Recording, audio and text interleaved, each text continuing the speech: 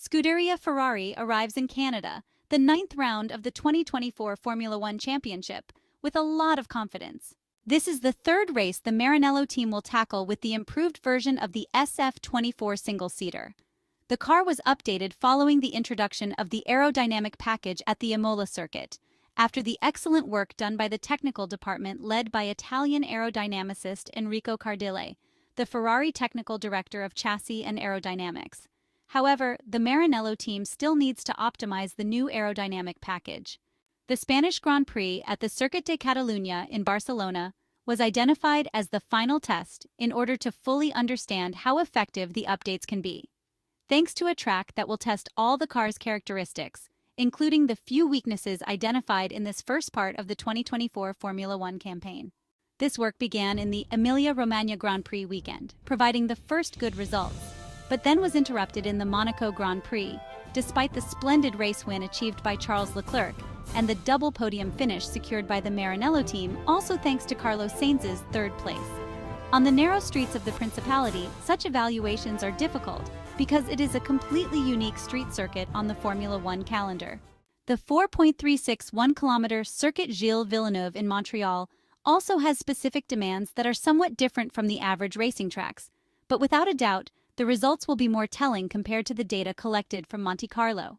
The weekend in North America should therefore provide further confirmations, with the learning process in Formula One continuing to broaden the operational window, which seems undoubtedly larger compared to Miami.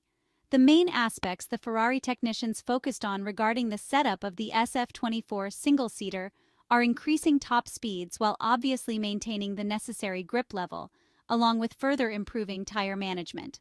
To unlock more performance, the Maranello team needs to find a more favorable suspension compromise in the transition between slow and fast sections. The Formula One track in Quebec features various chicanes that are taken at different speeds. Last year, the gap accumulated in the entry phases, where Red Bull gained a lot against the Ferrari car. Furthermore, the two RB19 cars managed to maintain their advantage on exit by adjusting the traction. This year, the Ferrari tends to build its lap time by focusing on the corner entry phases. Therefore, as has happened recently, Charles Leclerc and Carlos Sainz will have to work hard in order to maximize corner exits, with the clear goal of keeping the positive delta gained in the first half of the turns. To do this, they will also leverage electric power, a practice they are using a lot. A percentage of energy is used to smooth out the exit phases and improve traction. We refer to a strategy that consequently limits top speeds, which of course is very important on the Canadian Formula One track, especially on the long straight in the third sector before the final chicane. This is crucial for overtaking because this high-speed section of the final sector is the best part of the track for attacking an opponent. The power unit department led by technical director Enrico Gualtieri, therefore, needs to effectively utilize the energy recovery system. The Gilles Villeneuve circuit also features several medium-speed corners, where having a good overall balance is essential, which the SF24 car possesses. Ferrari has good downforce, which is particularly beneficial in wide and supportive corners, that are not present here. Mechanically, Ferrari has worked to improve the suspension compromise. In fast sections, the suspension elements tend to be stiffened in order to reduce vehicle body movements, while in more technical sections, the suspension should be softened to maximize mechanical grip. Since there are no high-speed corners, the compromise will be easier to achieve.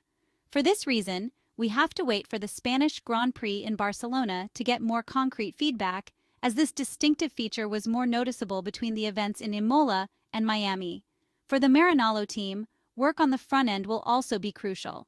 The front end will be set up for maximum responsiveness to handle the many direction changes in Montreal. Finally, the tire issue, which as always cannot be underestimated. Scuderia Ferrari is confident in these conditions. The F1 front end can be difficult to activate, but so far, the SF24 has not shown any particular problems in this aspect. At the rear, on the other hand, it will be important to limit microslips on the asphalt, which contribute to rapid temperature rises and increased degradation. With a relatively unloaded rear end, oversteer is quite common and must be managed perfectly to avoid the aforementioned temperature imbalances. The Italian side therefore seeks confirmation in the ninth round of the 2024 Formula One Championship, the Canadian Grand Prix, after Charles Leclerc's impressive race victory in the Monaco Grand Prix on the streets of Monte Carlo. The SF24 single-seater will have adaptations for the Canadian track, which features stop-and-go sections with very fast straights interspersed with challenging braking points that test the braking system. The Maranello team has meticulously prepared for the race at the Gilles Villeneuve circuit on Notre Dame Island. A significant change from last year is that the bumpy surface has been resurfaced, which might favor Red Bull, as their RB20 struggles with curbs when they need to be aggressively tackled in order to find the best lap times.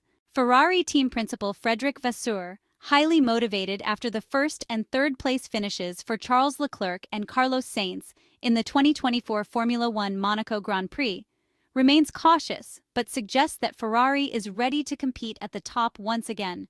Reflecting on the last three events, namely Miami, Imola, and Monaco, Fred Vasseur notes that despite different layouts and types of track surface, the teams have all been within a tenth of a second.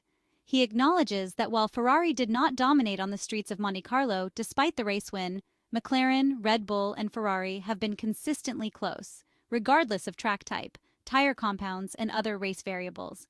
With Montreal being a very fast circuit featuring many curbs and high top speeds, the French manager expresses a good feeling ahead of the Canadian Grand Prix.